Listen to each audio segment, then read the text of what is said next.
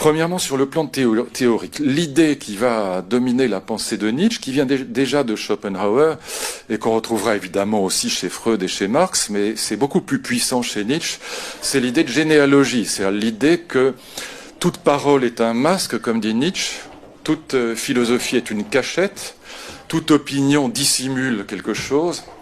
C'est la métaphore de l'iceberg, il y a toujours une partie émergée mais une partie cachée, et le travail du généalogiste, c'est évidemment de mettre au jour cette partie cachée, c'est de dévoiler ce qui est caché derrière les opinions idéales, derrière les opinions apparemment pures.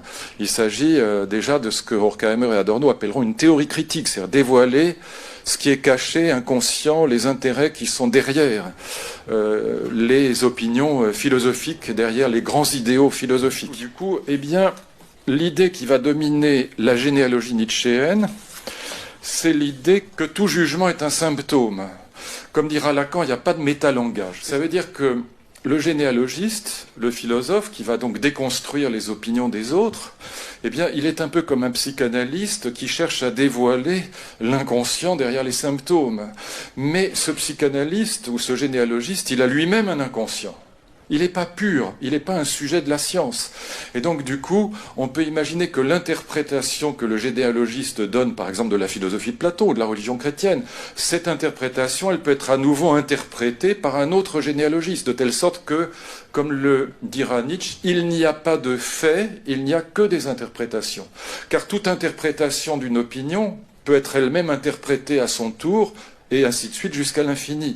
De telle sorte, et c'est ce que Nietzsche appelle dans le Gai Savoir notre nouvel infini.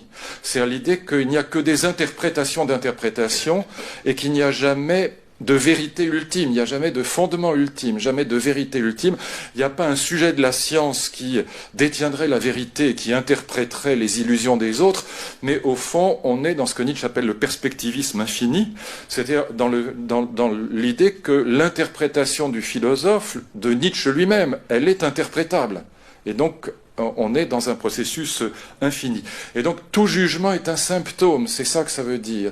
Dans le Crépuscule des idoles, qui est à mon avis son meilleur livre, eh bien, il y a tout un passage sur le fait qu'il ne peut pas y avoir de vérité absolue, que la vérité est une idée absurde, parce que, encore une fois, tout jugement, y compris les jugements scientifiques, les jugements de vérité, ne sont eux-mêmes que des symptômes de quoi? D'un certain état de la vie. On ne peut pas juger la vie, parce que tout jugement que nous portons sur la vie n'est qu'un symptôme des forces qui sont en nous, de notre vie à nous.